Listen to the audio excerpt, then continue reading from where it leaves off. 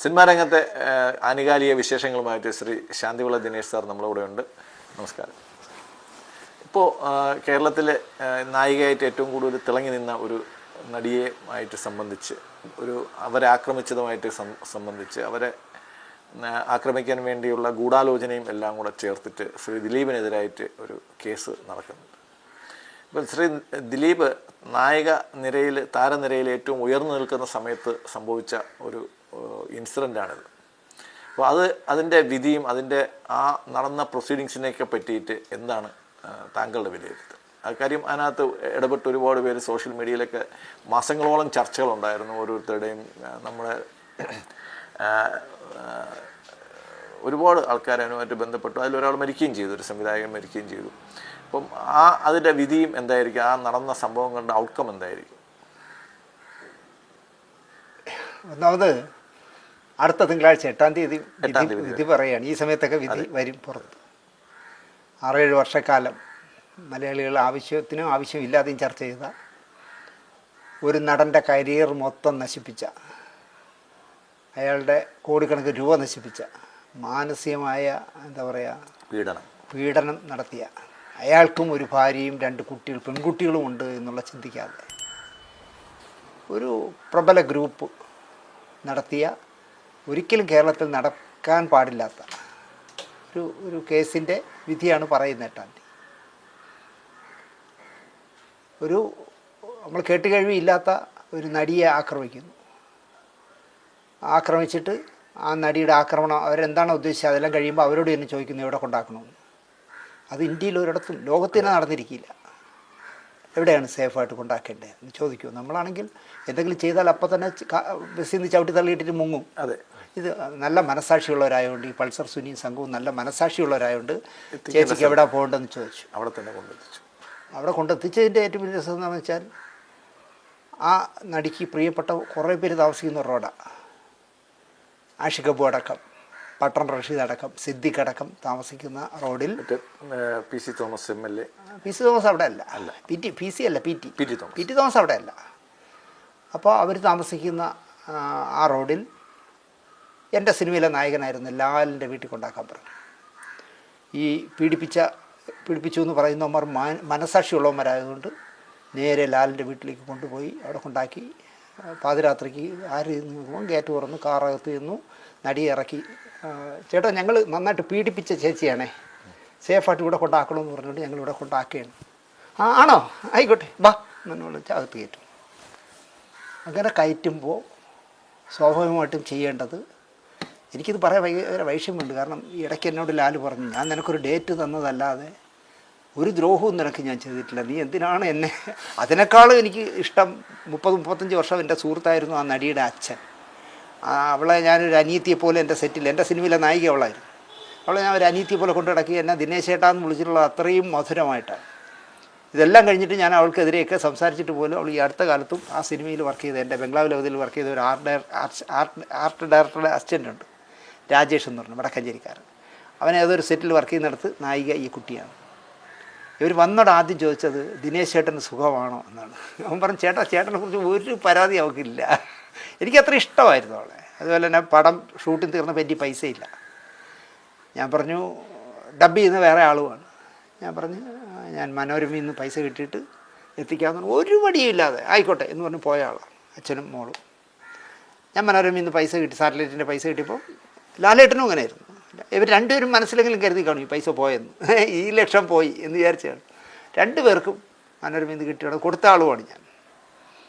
പക്ഷേ ഞാൻ ചോദിക്കുന്നത്, ഒരു പെൺകുട്ടിയെ 6-7 പേർ ചേർന്ന് ഒരു വണ്ടിയിലിട്ട് പീഡിപ്പിച്ചുവെങ്കിൽ നമ്മൾ ആദ്യം ചെയ്യേണ്ടത് സ്ഥലം പോലീസ് സ്റ്റേഷനിൽ, എവിടെയാണോ അവൾ ഇപ്പോൾ ഉള്ളത് അവിടുത്തെ പോലീസ് സ്റ്റേഷനിൽ അറിയിക്കണം.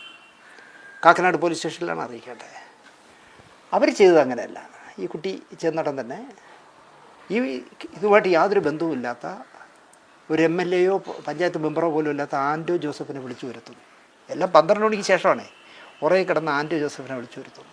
ആൻറ്റോ ജോസഫ് വരുന്നു, കാര്യം അറിയുന്നു. അപ്പോൾ ആൻറ്റോ സിനിമയിൽ എല്ലാവരും സഹായിക്കുന്ന ആളാണ്. എല്ലാവരും ഇപ്പോൾ മദ്രാസിൽ നിന്നൊരു ഡെഡ് ബോഡി കൊണ്ടുവരാൻ നിവൃത്തിയില്ലാന്ന് പറഞ്ഞാൽ ആൻറ്റോ പോയി കൊണ്ടുവരും. അങ്ങനെ ഒരു പരോപകാരിയാണ്. പക്ഷേ ആൻറ്റോ ചെയ്തത് ഈ പറയുന്ന ലാലിൻ്റെ വീട് നിൽക്കുന്ന സ്ഥലത്തെ MLA പോലും അല്ല വിളിച്ചത്. തൃക്കാക്കര MLA ആയ PT തോമസിനെ വിളിച്ചു വരുത്തുന്നു. അതെന്തിനാണെന്ന് എനിക്കറിയില്ല. ഞാൻ എൻ്റെ അതിന് ശേഷം 100 വെച്ചുകൊണ്ട് ഞാൻ ചോദിച്ചില്ല, എന്താണ് എൻ്റെ നീ ആ പർട്ടിക്കുലർ സ്ഥലത്തുള്ള MLA വിളിക്കാതെ ആ സ്ഥലം MLA അറിയിക്കാതെ PT തോമസിനെ വിളിച്ചു പറയുന്നു. ഇന്നലെ ഉമ്മാ തോമസ് പറയാണ്, അർദ്ധരാത്രി പെട്ടെന്ന് ഉടുപ്പൊക്കെ എടുത്തിട്ട് അദ്ദേഹം പോണ കണ്ടപ്പോൾ ഞാൻ ചോദിച്ചു എവിടെ പോകുന്നു, ഒരു അത്യാവശ്യ കാര്യമുണ്ട് എന്ന് പറഞ്ഞ് പുള്ളി പോയി. ഇവരൊക്കെ ഈ കഥ ക്രിയേറ്റ് ചെയ്യുന്നതാണ് രസം. ഉമ്മാ തോമസിൻ്റെയൊക്കെ വർത്തമാനം കേൾക്കണം. അപ്പോൾ PT തോമസ് വരുന്നു. PT തോമസും വന്നിട്ട് ഒരു MLA എന്നുള്ള നിലയ്ക്ക് ചിലപ്പോൾ ലാലിന് അറിയില്ലെങ്കിൽ പോലും ആൻ്റോയ്ക്ക് അറിയില്ലെങ്കിൽ പോലും അവർക്കൊക്കെ അറിയാം എങ്കിലും അറിയില്ലെങ്കിലും ഒരു MLA പറയണം സ്ഥലം പോലീസ് സ്റ്റേഷനിൽ, കാക്കനാട് പോലീസ് സ്റ്റേഷനിൽ അറിയിക്കണം. അയാൾ എറണാകുളം സിറ്റി പോലീസ് കമ്മീഷണറെ വിളിക്കുന്നു. ഇതെല്ലാം 12 മണിക്ക് ശേഷമാണ്.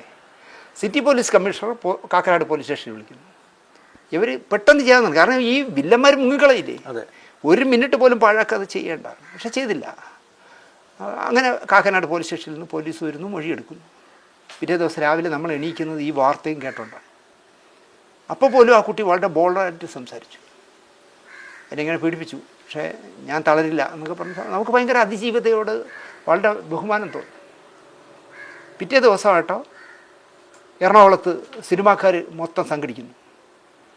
അവർക്ക് ഈ പെൺകുട്ടിക്ക് ഐക്യദാർഢ്യം പ്രഖ്യാപിച്ചുകൊണ്ട് എല്ലാവരും പ്രസംഗിക്കുന്നു. അതിൽ ദിലീപ് പറഞ്ഞത്, ഞാനിങ്ങനെ പനിയായിട്ട് കിടക്കായിരുന്നു, പക്ഷേ ആൻ്റോ ജോസഫ് എന്നെ വിളിച്ചു പറഞ്ഞപ്പോൾ ഞാൻ അറിഞ്ഞത് ഇത് ഹീനമായ പ്രവൃത്തിയാണ്, ഞാൻ ആ നടിക്ക് പിന്തുണ പ്രഖ്യാപിക്കുന്നു എന്നൊക്കെ പറഞ്ഞ് പ്രശ്നം വിട്ടു. നമ്മുടെ 52 ഇഞ്ച് നെഞ്ചുവിരിവുള്ള മുഖ്യമന്ത്രി ആ കേസിൽ പെട്ട 7 പേരെ അറസ്റ്റ് ചെയ്തു. 7 പേരെ അറസ്റ്റ് ചെയ്തു. അറസ്റ്റ് ചെയ്തിട്ട് അദ്ദേഹം പത്രസമ്മേളനത്തിൽ പറയുന്നു, കേരളത്തിൽ നടക്കാൻ പാടില്ലാത്ത ഒരു നടിയുടെ ദാരുണമായ ഈ പീഡനത്തിലെ എല്ലാ പ്രതികളെയും അറസ്റ്റ് ചെയ്തിട്ടുണ്ട്. കൃത്യമായിട്ട് പോലീസ് ആ ആൾക്കാരെ കണ്ടെത്തി അറസ്റ്റ് ചെയ്തു. അവിടെ ചാപ്റ്റർ തീർന്നു, അവന്മാരെ അറസ്റ്റ് ചെയ്തല്ലോ. പിന്നെയാണ് നമ്മൾ അറിയുന്നത് ഈ പൾസർ എന്ന് പറഞ്ഞവൻ ഈ നടിയുടെ വീട്ടിൽ നിരന്തരമായി ചെല്ലുന്ന ആളായിരുന്നു. അവരെ ജിമ്മിൽ കൊണ്ടുപോകുന്നത്, അവരുടെ അമ്മയുമായിട്ട് ചേർന്ന് മാർക്കറ്റിൽ പച്ചക്കറി വാങ്ങാൻ പോകുന്നതിനൊക്കെ സഹായിക്കുന്ന ഒരാളായിരുന്നു പൾസർ, 1-ാം പ്രതി. അവൻ ഉള്ളിലായി. കുറച്ച് ദിവസം കഴിയുമ്പോൾ, 1 മാസം 1.5 മാസം കഴിയുമ്പോൾ ഇവനെ ദിലീപിൻ്റെ ഫോണിൽ ആരോ വിളിക്കുന്നു, പക്ഷെ കിട്ടുന്നില്ല. ജയിലിൽ നിന്നാണ് വിളിക്കണത്, അത് അണ്ടർലൈനിട്ട് കേട്ടോളണം. ജയിലിൽ അവന് ഫോണും മൊബൈലും ഒക്കെ കൊണ്ടുപോകാൻ പറ്റുമോ? ഇല്ല. അവിടെ നിന്ന് വിളിക്കുന്നു. ദിലീപ് എടുക്കുന്നില്ല എന്ന് കണ്ടപ്പോൾ ദിലീപിൻ്റെ അടുത്ത സുഹൃത്തായ മനസാക്ഷിയായ നാദിർഷയെ വിളിക്കുന്നു. നാദിർഷയെ വിളിച്ചിട്ട് പറയുന്നു, ചേട്ടാ ഞാൻ പൾസറാണ്, ഞാൻ ദിലീപ് ഏട്ടനെ വിളിച്ചിട്ട് കിട്ടുന്നില്ല, പുള്ളിക്കാരൻ ഒരു 1.5 കോടി രൂപ എനിക്ക് തന്നില്ല എങ്കിൽ ഇതിൽ 2 കോടി തരാൻ വേറെ ആളുണ്ട്, ഞാൻ ഇങ്ങനെ പേര് പറയും. ഇതൊന്നും കേരളത്തിൽ മലയാളികൾ മണ്ടന്മാരാണ്ട് ഇതൊന്നും ചർച്ച ചെയ്യുന്നില്ല. നമ്മളൊരാളെ ഫോക്കസ് ചെയ്താൽ അവനാ ചട്ടിയിലാക്കണമെന്ന് മാത്രമേ ഉള്ളൂ നമുക്ക്. ഇവിടെ സ്ത്രീപക്ഷ വർത്തമാനമൊക്കെ പറഞ്ഞ് ഒരു സാരി ഒരു കമ്പിൽ ചുറ്റി കാണിച്ചാൽ അതിൻ്റെ പുറത്ത് ചാടി വീഴുന്നവന്മാരാണ് സ്ത്രീപക്ഷ ആൾക്കാരായിട്ട് നിൽക്കുന്നത് കേരളത്തിൽ. അങ്ങനെ ഒരു ഈ ചാനൽ ചർച്ച വരുന്നവന്മാരെ പലരും ഞാൻ ആലോചിക്കുക, അവൻ്റെ കാര്യം അപ്പോൾ സിനിമയിൽ എന്തോ തെമ്മാടിയായിരുന്നു. അപ്പോൾ അങ്ങനെ പറയുന്നു. നാദിർഷ ഈ വിവരം ദിലീപിന് കൈമാറുന്നു. ദിലീപ് DGP ആയ ലോക്നാഥ് ബെഹ്റയെ വിളിക്കുന്നു. ലോക്നാഥ് ബെഹ്റയെ വിളിക്കുമ്പോൾ ബെഹ്റ ചോദിച്ചു, അത് റെക്കോർഡ് ചെയ്തോ? ഇല്ല സാർ. അവ ഇനിയും വിളിക്കും, നിങ്ങൾ റെക്കോർഡ് ചെയ്യണം. അപ്പോഴും ബെഹ്റ പോലും പറയുന്നില്ല, ജയിലിൽ കിടക്കുന്നവൻ എങ്ങനെ ഈ സെൽ ഫോൺ കിട്ടി എന്ന് ചോദിക്കുന്നില്ല. ഇവ പിറ്റേ ദിവസം കൃത്യമായിട്ട് വീണ്ടും വിളിച്ചു, എന്തായി ചേട്ടാ കാര്യങ്ങൾ? ഞാൻ ദിലീപേട്ടൻ്റെ പേര് പറയുള്ളൂ, കാരണം 2 കോടി വേറെ തരാനുണ്ട്, ദിലീപേട്ടൻ്റെ പേര് പറഞ്ഞു. ഇത് റെക്കോർഡ് ചെയ്തു. നമ്മുടെ ഇപ്പോൾ തുടരുമെന്ന് പറഞ്ഞ സിനിമ എടുത്ത രഞ്ജിത്ത് ആ റെക്കോർഡ് ചെയ്ത CD DGPക്ക് കൈമാറുന്നു. ഈ നേരം വരെ ഇപ്പം നമ്മൾ സംസാരിക്കുന്ന ഇനി ഒരാഴ്ചയേ ഉള്ളൂ, ഇന്ന് ഞായറാഴ്ച, അടുത്ത ഞായറാഴ്ച കഴിഞ്ഞാൽ വിധി പ്രഖ്യാപിക്കുന്ന ഈ കേസിൽ ലോക്നാഥ് ബെഹ്റയുടെ കയ്യിലേൽപ്പിച്ച CD-യിലുള്ള ഇവൻ്റെ വോയിസ്, അതായത് നിങ്ങൾ 1.5 തന്നില്ലെങ്കിൽ 2 കോടി തരാൻ വേറെ ആളുണ്ടെന്ന് പറഞ്ഞ ആ ഓഡിയോ CD ഇന്ന് വരെ ചർച്ച ചെയ്തിട്ടില്ല പോലീസ് കേരളത്തിൽ. മനസ്സിലായോ? അപ്പോൾ ഇതൊരു ദിലീപിനെ ട്രാപ്പ് ചെയ്യാൻ അതൊക്കെ നിങ്ങൾക്ക് എന്തുവാണോ തീരുമാനിക്കാം. അപ്പോൾ എന്ത് ചെയ്യുന്നു? DGP ലോക്നാഥ് ബെഹ്റ വാങ്ങിക്കുന്നു, ബെഹ്റ അന്വേഷണ ഉദ്യോഗസ്ഥരെ ഏൽപ്പിക്കുന്നു. അവിടെ കാര്യം കഴിയേണ്ടതാണ്. അവനെ വീട്ടിൽ ചോദ്യം ചെയ്യണ്ട, 1.5 കോടിക്ക് ദിലീപ് നിനക്ക് 2 കോടി തരാമെന്ന് നിന്നോട് ആര് പറഞ്ഞു? എന്ന് പറയണ്ടേ? അതെ. മലയാള സിനിമയിൽ ആരാണ് നിനക്ക് 2 കോടി തരാമെന്ന് ഓഫർ ചെയ്തത്? കേൾക്കില്ല. കാരണം ഏക ഉത്തരം ക്രൈസ്റ്റ് എന്ന് പറയും പോലെ അവർക്ക് ഒരൊറ്റ അന്വേഷണ ഉദ്യോഗസ്ഥർക്ക് ഒരൊറ്റ ഫോക്കസേ ഉള്ളൂ, അത് ദിലീപാണ്. ജൂലൈ ആകുമ്പോഴേക്കും ദിലീപിനെ ദിലീപിനോട് ക്വസ്റ്റ്യൻ ചോദിക്കുന്നുണ്ട്. ഈ ദിലീപ് പലപ്പോഴും ഒരു മണ്ടനാണെന്ന് എനിക്ക് തോന്നുന്നു അവിടെയാണ്. ഇവൻ ഒരു ശിവൻകോവിലിൽ രാവിലെ ചെന്ന് തൊഴുതുകൊണ്ടിരിക്കുമ്പോൾ പോലീസിൻ്റെ ക്യാമ്പുണ്ടല്ലോ, അവിടെ നിന്ന് വിളിക്കുന്നു. നമ്മുടെ ഈ കേസ് അന്വേഷിക്കുന്ന സന്ധ്യ മേഡം തിരുവനന്തപുരത്തേക്ക് പോവുകയാണ്, മടങ്ങുകയാണ്. അതിനു മുമ്പ് നിങ്ങൾ ദിലീപ് കൊടുത്ത കേസിലെ ചില കാര്യങ്ങൾ അറിയാനുണ്ട്. ഒന്ന്, ഞങ്ങളുടെ ക്യാമ്പ് ഓഫീസർ വരാമെന്ന് ചോദിച്ചു. അപ്പോൾ ദിലീപിന് പേഴ്സണൽ വക്കീലൊക്കെ ഉള്ളതാണ്. അയാളോട് പോലും ഞാൻ പോണ്ടേ എന്ന് ചോദിക്കാതെ ഈ ശിവൻകോലിൽ നിന്ന് കിട്ടിയ പ്രസാദമൊക്കെ പാളയങ്കടം കുറിയൊക്കെ അടിച്ച് പ്രസാദും കയ്യിൽ വെച്ച് നേരെ അവിടെ ചേർക്കും. അവനെ പിടിച്ചകത്തിട്ടു. മനസ്സിലായോ? അപ്പോഴത്തെ മീഡിയക്കാരെല്ലാം അവിടെ റെഡിയായിട്ട് നിൽക്കുക, എല്ലാം റെഡിയാക്കി നിർത്തിയിരിക്കുക. ദിലീപിനെ പിടിച്ചകത്തിട്ടു. 88 ദിവസം അകത്തിട്ടു. അപ്പോൾ ഇതിൽ രസം എന്താണെന്ന് ചോദിച്ചാൽ, ലോക്നാഥ് ബെഹ്റയ്ക്ക് മുമ്പ് കേരളത്തിലെ DGP ആയിരുന്നത് ഇപ്പോൾ BJP കാരനായി നടക്കുന്ന സെൻകുമാറാണ്. പെൻഷനാവുന്നതിന് മുമ്പ് 2 or 3 പത്രസമ്മേളനത്തിൽ സെൻകുമാർ പറഞ്ഞു, നടിയെ ആക്രമിച്ച കേസുമായി എൻ്റെ മുന്നിൽ വന്ന ഒരു ഫയൽ ദിലീപിനെ സൂചിപ്പിക്കുന്ന ഒന്നുമില്ല. അതുകൊണ്ട് തന്നെ ദിലീപിനെ അറസ്റ്റ് ചെയ്യേണ്ട, ചോദ്യം ചെയ്യേണ്ട കാര്യമില്ല. TP സെൻകുമാർ എന്ന് പെൻഷനായോ അല്ലെങ്കിൽ ലോക്നാഥ് ബെഹ്റ എന്ന് ചാർജ് എടുത്തോ അതിൻ്റെ 3ാമത്തെ ദിവസമാണ് ഈ കളി നടക്കുന്നത്. അപ്പോൾ എൻ്റെ അറിവ് ശരിയാണെങ്കിൽ, ശരിക്കും പറഞ്ഞാൽ മുഖ്യമന്ത്രിയെ ട്രാപ്പിലാക്കി സംസ്ഥാന DGP ആയിരുന്ന ADGP ആയിരുന്ന സന്ധ്യ അവർ മുഖ്യമന്ത്രിയോട് പറഞ്ഞത്, ഈ കേസ് നടത്തിയ മുഴുവൻ തെളിവും ദിലീപിൻ്റെ പേരിലേക്കാണ് ഉള്ളത്.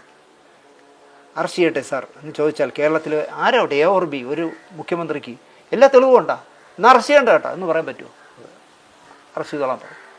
എന്നിട്ട് മുഴുവൻ കേസിലെ പ്രതികളെയും അറസ്റ്റ് ചെയ്തു എന്ന് പറഞ്ഞ മുഖ്യമന്ത്രി തന്നെ പിന്നെ ഉള്ള യോഗങ്ങളിൽ പറഞ്ഞത്, മലയാളത്തിലെ പ്രബലനായ നടനെ തട്ടി അകത്താക്കിയവനാണ് ഞാൻ ആർക്കും വഴങ്ങുന്നവനല്ല. അദ്ദേഹം ആലോചിക്കണ്ടേ, അദ്ദേഹമാണ് പറഞ്ഞത് ഈ കേസിലെ മുഴുവൻ പ്രതികളെ അറസ്റ്റ് ചെയ്തു. എന്നിട്ട് ഈ ADGP പറഞ്ഞു കൊടുത്ത കള്ളത്തരങ്ങൾ വിശ്വസിച്ചുകൊണ്ട് അദ്ദേഹം അറസ്റ്റ് ചെയ്യാൻ പറഞ്ഞു. 7 വർഷം കഴിഞ്ഞിട്ട് ഇതുവരെ തെളിവ് കിട്ടിയിട്ടില്ല ദിലീപിൻ്റെ പേര്. അന്വേഷണ ഉദ്യോഗസ്ഥർ പിന്നെയും അന്വേഷിച്ചുകൊണ്ടിരിക്കുക. ഇനി വിധി പറഞ്ഞ തലേദിവസം അന്വേഷണത്തിന് തുമ്പ് കിട്ടിയെന്ന് പറഞ്ഞ് വരുമെന്ന് പറഞ്ഞൂടാ. വിധി പറയുന്നതിൻ്റെ തലേദിവസം ഇതാ ഞങ്ങൾക്ക് കിട്ടി, ഈ അടുത്ത കാലത്ത് താങ്കൾ കണ്ടോ എന്ന് എനിക്കറിയില്ല, ഒളിക്യാമറ വെച്ചിട്ട് ഷൂട്ട് ചെയ്തെന്ന് പറഞ്ഞിട്ട് റിപ്പോർട്ടർ ചാനലിലെ മൊട്ട അരുണും തിരുവനന്തപുരത്ത് അവന് പറ്റിയൊരു റിപ്പോർട്ടറുണ്ട്, തിരുവനന്തപുരത്താണ്, പേര് ഞാൻ പറഞ്ഞു, മലയാളിയുടെ പേരല്ല, അവനും കൂടെ ചേർന്ന് റോഷിപ്പാൽ, ഒളിക്യാമറ വെച്ച ഒരു മൈതാനത്ത് പൾസർ സുനി ഫയലുകളും ബാഗുകളും ഡയറികളും ഒക്കെ ആയിട്ട് വരുന്നു. ഇവൻ ഇൻ്റർവ്യൂ ചെയ്യുന്നു.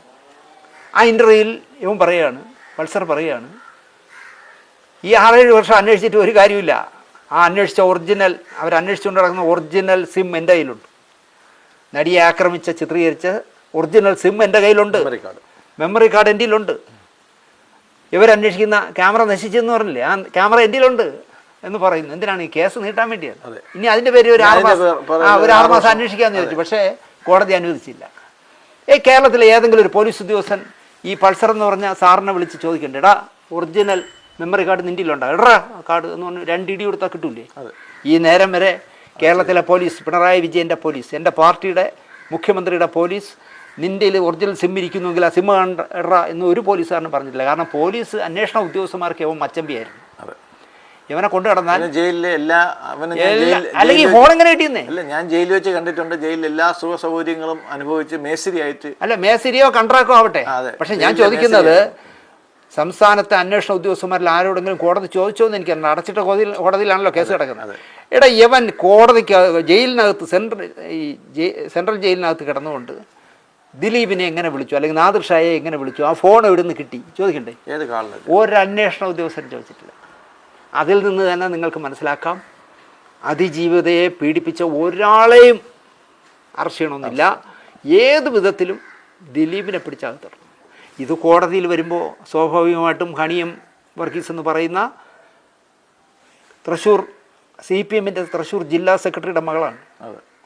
ഒരാളെക്കുറിച്ചും നല്ലത് പറയാത്ത കമാൽ പാഷ സാർ, ജസ്റ്റിസ് കമാൽ പാഷ പറഞ്ഞത്, ഇവരൊരു കമ്മ്യൂണിസ്റ്റുകാരിയുടെ കാരൻ്റെ ഇവരുടെ അച്ഛൻ കമ്മ്യൂണിസ്റ്റുകാരനായതുകൊണ്ട് ഇവരുടെ മുന്നിൽ വരുന്ന കമ്മ്യൂണിസ്റ്റുകാർ പ്രതിപ്പട്ടികയിൽ നിൽക്കുന്ന കേസുകളിൽ ഇവരെങ്ങനെ അത് കൈകാര്യം ചെയ്തു എന്ന് ഒരുപാട് ഫയലുകൾ ജസ്റ്റിസ് കമാൽ പാഷ പഠിച്ചപ്പോൾ എൻ്റെ ശിക്ഷയായ, എനിക്ക് അഭിമാനത്തോടെ ഞാൻ പറയുന്നു, എൻ്റെ ശിക്ഷയായ ഹണിയം വർഗീസ് എന്ന് പറയുന്ന ജഡ്ജ് ഒരു കേസിൽ പോലും പാർട്ടിക്കാർക്ക് അഭിഹിതമായി രക്ഷപ്പെടാനുള്ള ഒരു സോഴ്സും അവർ കൊടുത്തിട്ടില്ല. കമാൽ പാഷ അങ്ങനെ ആരെയും കുറിച്ച് നല്ലത് പറയുന്ന ആളല്ല, കഴിഞ്ഞ ആളാണ്. അപ്പോൾ ആ മനുഷ്യൻ പറയുകയാണ് ഈ കേസ് എന്തോ ദിലീപിൻ്റെ ഭാഗ്യം കൊണ്ടായിരിക്കണം ഈ ജഡ്ജ് വന്നത്. കാരണം ഈ നടിയാണ് പറഞ്ഞത്, എൻ്റെ കേസ് വാദിക്കുന്നത് ഒരു പെൺ വക്കീലായിരിക്കണം, ഓക്കെ, എൻ്റെ കേസ് അന്വേഷിക്കുന്നത് ഒരു പെണ്ണായിരിക്കണം, ഓക്കെ, എൻ്റെ കേസ് കേൾക്കുന്നത് ഒരു വനിതാ ജഡ്ജായിരിക്കണം, ഓക്കെ. സർക്കാർ എല്ലാം ചെയ്തു കൊടുത്തു, സർക്കാരിന് അതുകൊണ്ട് കുറ്റം പറയാൻ പറ്റില്ല. വനിതാ ജഡ്ജ് അടക്കം അവൾ പറഞ്ഞ് എല്ലാവരും ചെയ്തു കൊടുത്തു. അത് കഴിഞ്ഞപ്പോൾ ഒരു ദിവസം ചെന്ന് കോടതി പറയാണ്, എനിക്ക് നിങ്ങളുടെ സർക്കാരിൻ്റെ വക്കീലുണ്ടെങ്കിൽ പോലും എനിക്ക് പേഴ്സണലായിട്ടൊരു വക്കീലിനായിരിക്കണം, ഓക്കെ. അവർ പറഞ്ഞ എല്ലാം ചെയ്തു കൊടുത്തു. എന്നിട്ട് ദിലീപിന് എവിടെയോ ഒരു ഭാഗ്യം വരുന്നതുകൊണ്ടായിരിക്കണം ഈ ഹണിയം വർഗീസിനെ പോലെ നിയമം വിട്ട് കളിക്കാത്ത ഒരു ജഡ്ജ് ഈ കേസ് കേൾക്കാനായി ഇരുന്നത്. പെണ്ണാണല്ലോ. അത് കുറച്ച് ദിവസം കഴിയുമ്പോൾ പറയല്ലേ, പെൺ ജഡ്ജ് വേണ്ട, ആൺ ജഡ്ജ് മതി എന്നാര് വാദി പറയാ. വാദിക്കനുസരിച്ചിട്ട് എപ്പോഴും നമുക്ക് ജഡ്ജി ഞാൻ പറയണതനുസരിച്ച് മാറ്റണം, ഞാൻ പറയുന്നതനുസരിച്ച് പബ്ലിക് പ്രോസിക്യൂട്ടർ മാറ്റണം. ഇങ്ങനെ കോടതി കേൾക്കൂ, സുപ്രീം കോടതി, ഹൈക്കോടതി തള്ളി, സുപ്രീം കോടതി തള്ളി. എത്ര പ്രാവശ്യമാണ് കേസ് നീട്ടിവയ്പ്പിച്ചത്, എന്തെല്ലാം കാരണങ്ങൾ. കോടതിയിലുള്ള ഉദ്യോഗസ്ഥന്മാർ മെമ്മറി കാർഡ് കണ്ടു, മെമ്മറി കാർഡ് ഇട്ട് കണ്ടു. അപ്പോൾ അതിൽ ദിലീപൊന്നും ഇല്ലല്ലോ, അന്വേഷിക്കുന്നു.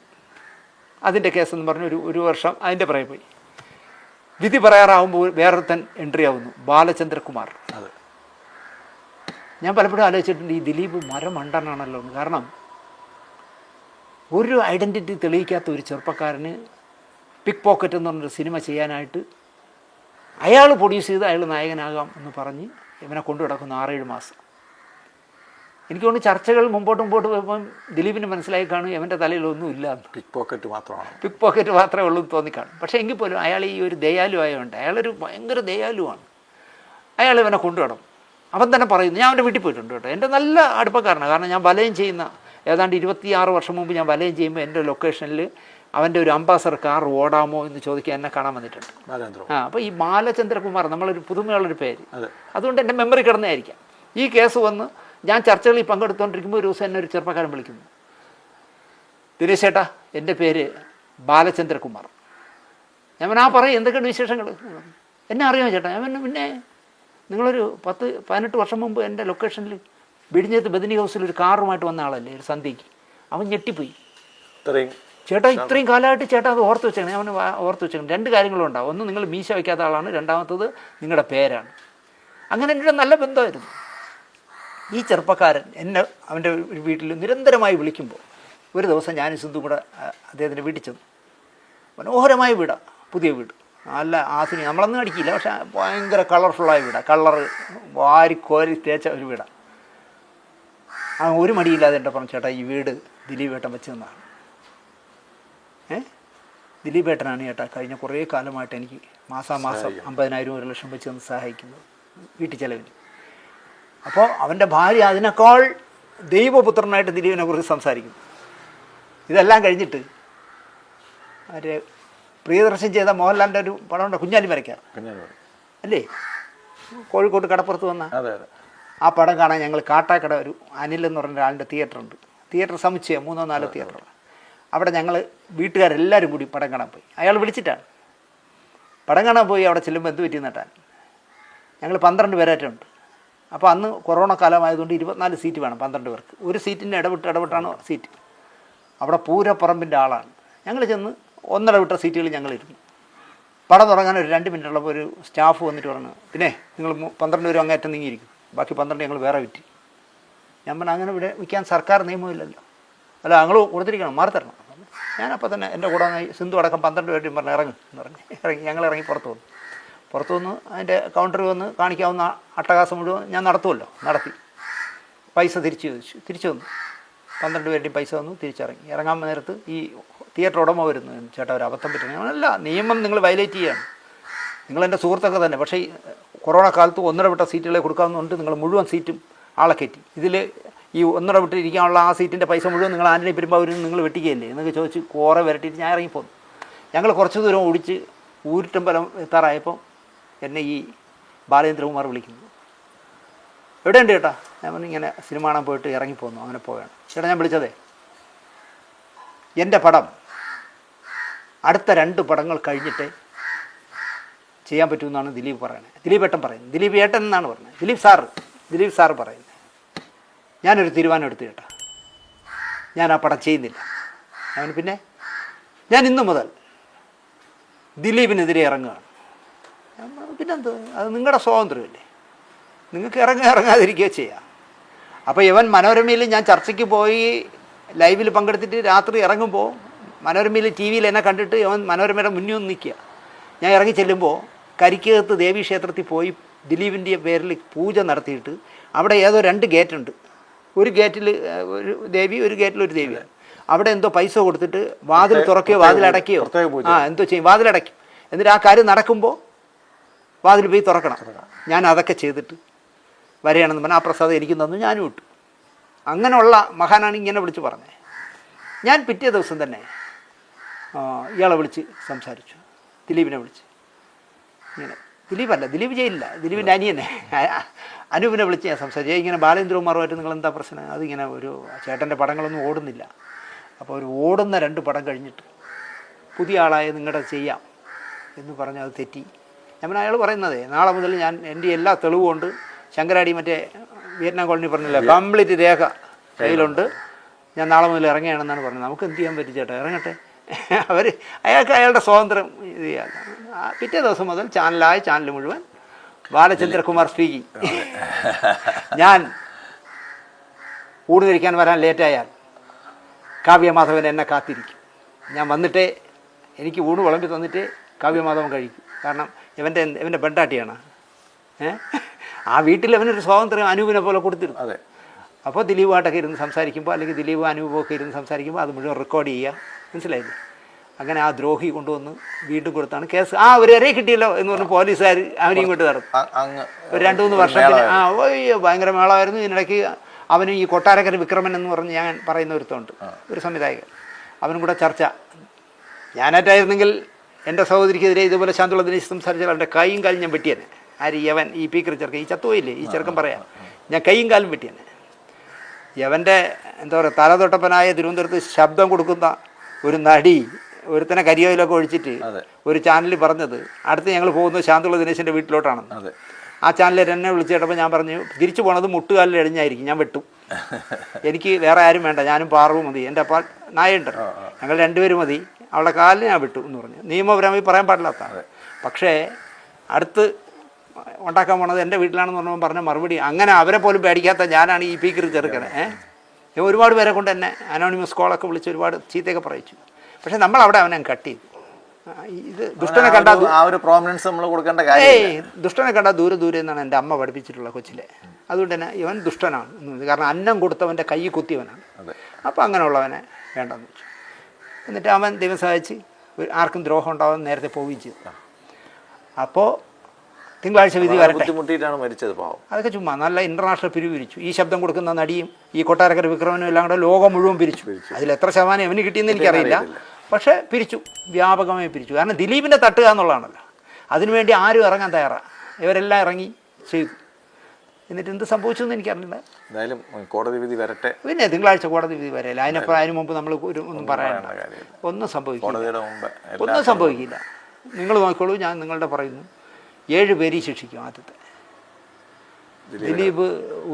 ദിലീപിനെയും ശിക്ഷിക്കാവുന്ന ഒരു മൊഴിയും ഒരു കണക്ട് ചെയ്യാവുന്ന ഒരു തെളിവും ബഹുമാനപ്പെട്ട കോടതിയുടെ മുന്നിലില്ല എന്ന് ഞാൻ വിശ്വസിക്കുന്നു. അതുകൊണ്ട് തന്നെ ദിലീപ് ഇറങ്ങി വരും. എന്നിട്ട് അങ്ങനെ ഒരു വിധി വന്നു കഴിഞ്ഞാൽ ഇതുകൊണ്ട് അവർ അവസാനിപ്പിക്കില്ല, അവർ വീണ്ടും കോടതിയിലോട്ട് പോകും. ഇറങ്ങി വന്നാൽ ആദ്യം ദിലീപ് ചെയ്യേണ്ടത്, ആണാണെങ്കിൽ ഒരു 5-6 പേരെ പേരിൽ, ഈ ADGP അടക്കമുള്ള ഒരു 6-7 പേരെ പേരിൽ മാനനഷ്ട കേസ്, വീട് വിറ്റിട്ടായാലും തിയേറ്റർ വിറ്റിട്ടായാലും ഒരു 10 കോടി രൂപയുടെ മാനനഷ്ട കേസ് ഫയൽ ചെയ്യണം. കാരണം ഇങ്ങനെ കള്ളക്കേസുകൾ അല്ല, ഓരോരുത്തരുടെ പേരിൽ 10 കോടിയാകുമ്പോഴേ 1 കോടി കൊണ്ടൊന്ന് കോടതി അടയ്ക്കുന്നേ. ഇത്ര വർഷത്തെ അതെ, അയാളെ ലൈഫിനെ തെളിച്ചില്ലേ, അയാളെ കുടുംബത്തിനെ നാറ്റിയില്ലേ, അയാളുടെ 2 പെൺകുട്ടികൾ വളർന്നു വരാണെന്നുള്ള ബോധം വേണ്ടേ. ഇതൊന്നുമില്ലാതെ ചെയ്തു എന്ന് മാത്രമല്ല, ഞാൻ ഈ കേസ് കഴിയുമ്പോൾ ദിലീപിനോട് ഞാൻ 1-2 കാര്യങ്ങൾ പറയും. ചില നടികൾ നിരന്തരമായി ദുബായി പോയിട്ടുണ്ട് ഒരേ സമയം. ഒരാൾ ബാംഗ്ലൂരിൽ നിന്നാണ് ഫ്ലൈറ്റിൽ കയറുന്നതെങ്കിൽ ഒരാൾ എറണാകുളത്തു നിന്നാണ് ഫ്ലൈറ്റിൽ കയറുന്നത്. ഇവരെന്തിനാണ് ഈ കേസ് തുടങ്ങിയ ശേഷം തീരുന്നതിനിടയിൽ ഒരു 100 പ്രാവശ്യം ദുബായിൽ പോയി ഒന്നിച്ച് കണ്ടത് എന്നുള്ളത് അന്വേഷിച്ചാൽ മാത്രം CBI ഒക്കെ വന്നാൽ തത്ത തെളിയുമ്പോൾ തെളിയുന്നേ. CBI വന്ന് അന്വേഷിക്കുമ്പോൾ ഈ പാസ്പോർട്ടൊക്കെ ഇവരെയൊക്കെ പാസ്പോർട്ട് പിടിച്ച് പരിശോധിക്കണം. ഇവർ രണ്ടുപേരും എന്തിനാണ് ഇങ്ങനെ നിരന്തരമായി ദുബായ് സന്ദർശനം നടത്തിയെന്ന് അതന്വേഷിച്ചാൽ മാത്രം മതി ഈ കേസ് ഈസി ആയിട്ട് തെളിയിക്കാൻ പറ്റും. അപ്പോൾ അതൊക്കെ വരട്ടെ, നമുക്ക് എന്തായാലും തിങ്കളാഴ്ച വരെ വെയിറ്റ് ചെയ്യാം. നന്ദി, നമസ്കാരം.